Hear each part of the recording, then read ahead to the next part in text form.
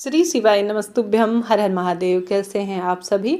पावन पवित्र अघन माह चल रहा है, जो कि अपने आप में सब कामना सिद्धि के लिए माना जाता है।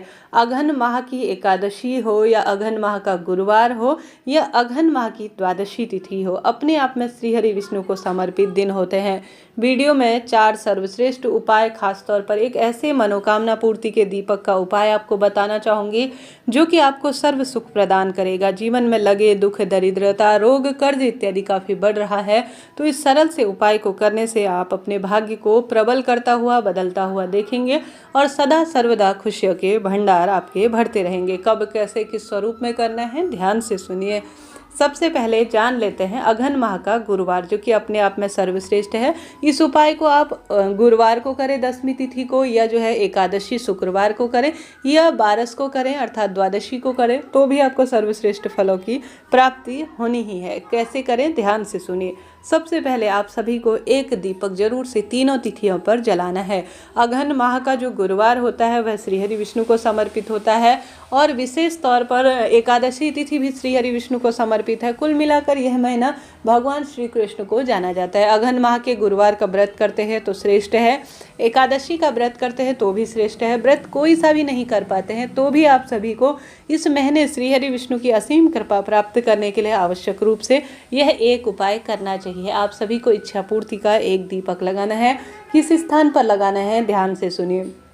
आप सभी को आवश्यक रूप से एकादशी तिथि के दिन, अघन माह के गुरुवार और दसवीं की तिथि के दिन घर के मटके में से 1 लोटा जल लेना है और जल के ऊपर 1 चुटकी हल्दी डालनी है। श्री शिवाय नमस्तुभ्यम मंत्र का जाप करते हुए और एकादशी माता और साथ के साथ जो माँ लक्ष्मी है, कुल मिलाकर सभी देवी देवताओं का ध्यान करते हुए स्नान करना है। साथ ही घर के मुख्य द्वार पर छिड़काव जरूर से करना है, ताकि माँ लक्ष्मी आपके घर में प्रवेश करे, सदा सर्वदा खुशियों के भंडार भर दे। तो आपको सबसे पहला तीनों तिथियों में यह कार्य करना है। साथ के साथ सुबह ब्रह्म मुहूर्त में करें, आप सभी ज़्यादा श्रेष्ठ फलों की प्राप्ति होगी। ब्रह्म मुहूर्त में भी आप सभी को एक दीपक लगाना है, और आप सभी को यह दीपक जो है प्रातःकाल लगाने के साथ साथ शाम को, जब भी आपको समय मिले, चाहे तो दोनों तिथियों में करें, चाहे तो एक तिथि में करें, इच्छा आपकी है।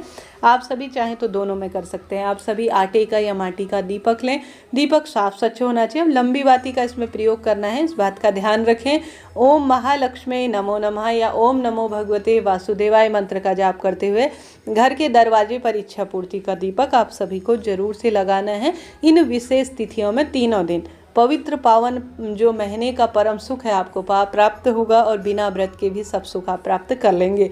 एक दीपक यहाँ पर लगाएं। दूसरा दीपक अपने रसोई घर में माँ अन्नपूर्णा का ध्यान करें, पितरों का ध्यान करें। माँ अन्नपूर्णा रसोई घर में वास करती हैं, आप सभी जानते होंगे। आप सभी को एक दीपक अपनी घर की रसोई में जरूर से लगाना है।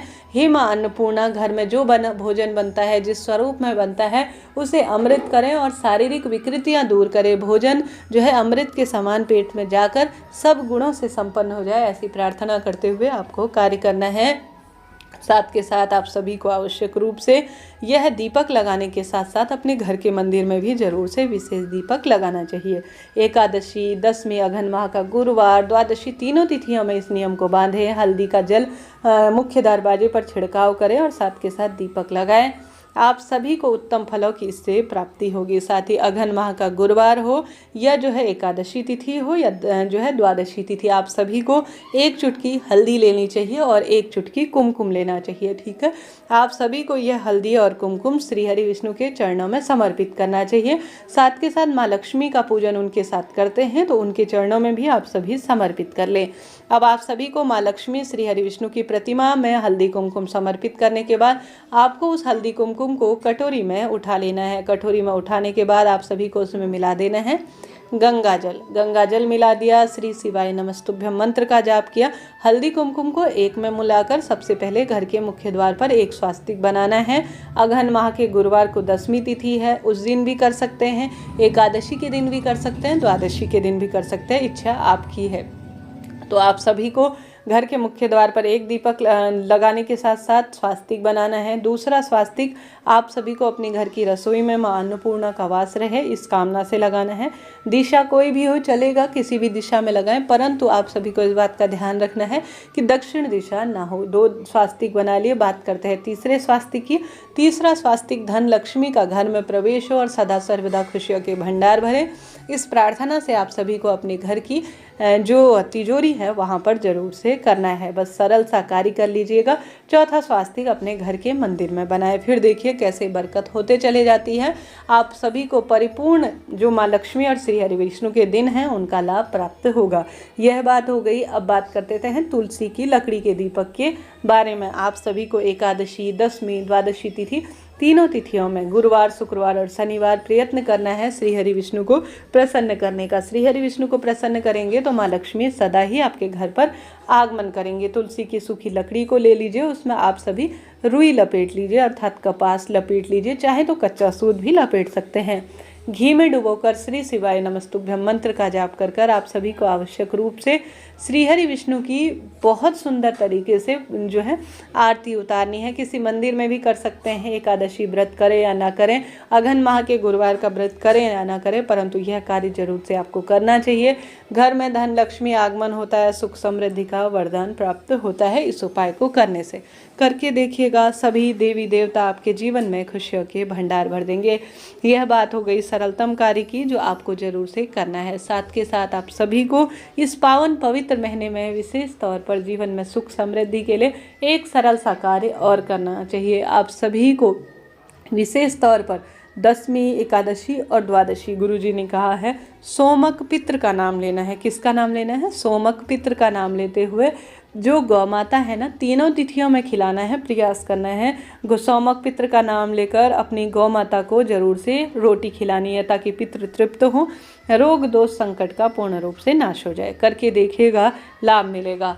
साथ के साथ एकादशी तिथि, दशमी तिथि और जो द्वादशी तिथि होगी, तीनों तिथियों में आप सभी को एक चुटकी हल्दी लेनी है और साथ ही एक जल का लोटा लेना है। श्री शिवाय नमस्तुभ्यम, ओम महालक्ष्मी नमो नमः और ओम नमो भगवते वासुदेवाय मंत्र का जाप करते हुए आप सभी को आवश्यक रूप से जो केला वृक्ष है ना, कदम वृक्ष जिसे कहा जाता है, उसकी जड़ में एक चुटकी हल्दी डालकर आप सभी को जल समर्पित करना है। विवाह, संतान, रोग, कर्ज मुक्ति की प्रार्थना करते हुए जितने भी आपके पास जो है पीले चने की दाल हो, आप सभी पीले चने की दाल लेकर जाएं। 11, 21 जितनी भी संख्या हो आप सभी को जरूर से जो केला वृक्ष है उसके नीचे समर्पित करना है। संभव हो तो आप सभी आवश्यक रूप से केले वृक्ष की परिक्रमा करें, प्रणाम करें और मन की कामना कहें। गोलबाती का दीपक लगाकर उसमें भी एक चुटकी हल्दी डालें और केले वृक्ष का पूजन तीनों तिथियों में करने का प्रयत्न करें। सौभाग्य से जाना जाता है यह वृक्ष और गुरुवार के दिन, खासतौर पर अघन माह के दिन